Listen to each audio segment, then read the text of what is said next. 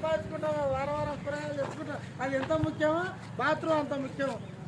దీని విలువ మగవాళ్ళ కంటే మనకు ఆడవాళ్ళకి ఎక్కువ తెలుసు. కాబట్టి మీరు నేను చెప్పే విషయాలు పాటిస్తారని కూడా కాలం మారుతుంది. మారుదాం మనమంతా మారుదాం, అందమైన భారతాన్ని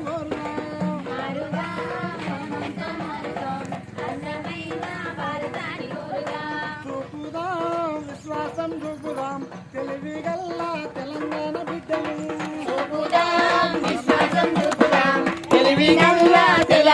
బిడ్డలు. ఇంటిలోని చెత్తలంతా వీధి